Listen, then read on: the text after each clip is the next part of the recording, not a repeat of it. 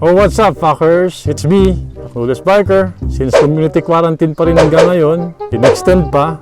Ito, nangunguha na ako ng mangga ng kapitbahay para may makain tayo. Pero hindi ibig sabihin niya na porket nangunguha tayo ng mangga na hindi sa atin, ay wala tayong inihan pakagandang episode para sa araw na to. Kaya tama ng satsat, noon ito. And then... May langgam!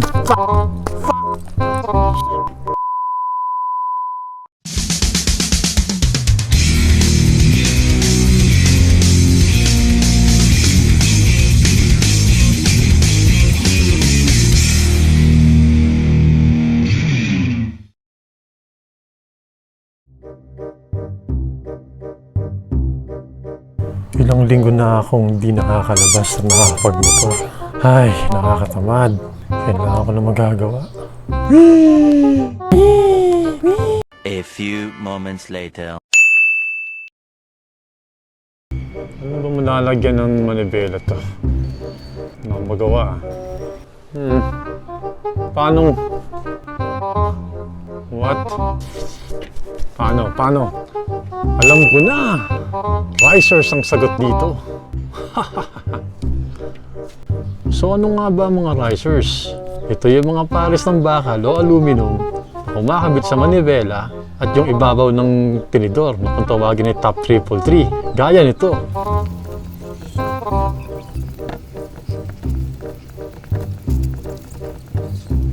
Oha, gaya niyan. Isang para sila lagi. Okay, ang butas na to, saan pumapasok yung manivela mo at iipitin ang dalawang to. May tornilyo sila sa bawat dalawang butas na yan. Alright, pwede rin itong gamitin para itaas o ibaba yung manivela or handlebar para kumomporme sa gusto ng may-ari.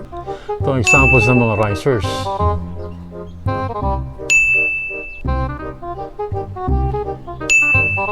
Yan. Gusto ko nga sanang umorder online, kaya lang naka-lockdown tayo, kaya magpa-fabricate lang tayo. Kaya panoorin nyo to!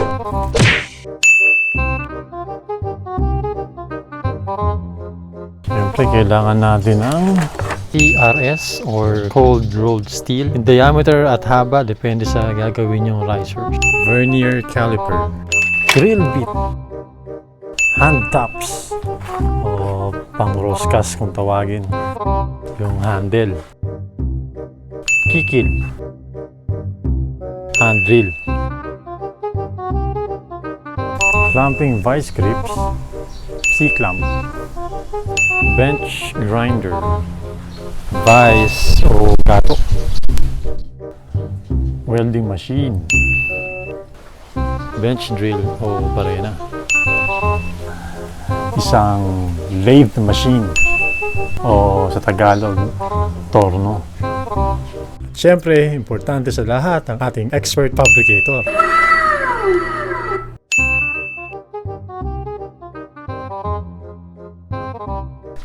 Ako nga pala si Boying Malapitan, co-founder ng Anghel na Nasangan. Ipakikita ko sa inyo paggawa ng riser gamit ang torno. Okay?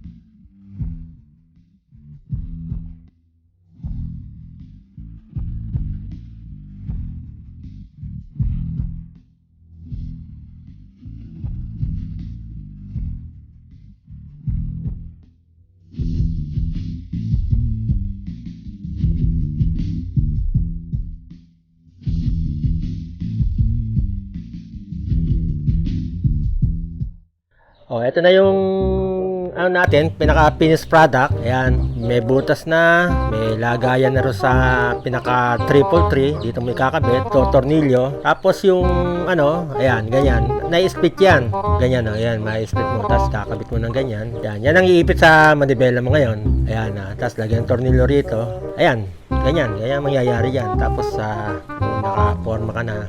Bali, dalawa yan. Ito pang isa. Ito, ginawa natin halos sa torno lang at barena at nakagawa tayo ng riser habang naka-lockdown. Ayan lang. Oh. Ito na. At tanggapin mo na to. Kunin mo na to.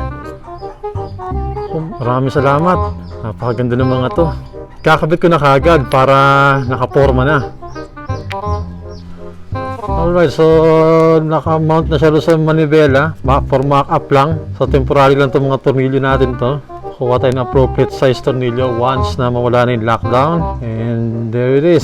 So tornilyo lang siya dyan. At least nakita natin yung risers na naka-mount sa top 330. Alright. Oh wow!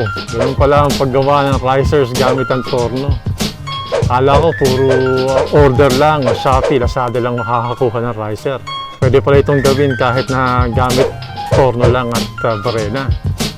Shout out kay Mr. Boying Malapitan ng Anghel na Lasangan at pinagbigyan niya tayo sa ating kahilingan na igawa tayo ng risers gamit ang torno. Thank you, Sir Boying.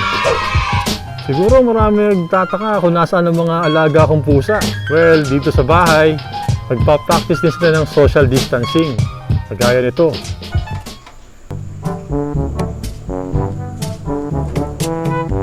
Ito, social distancing. Kailanman ay hindi natin sila pababayaan.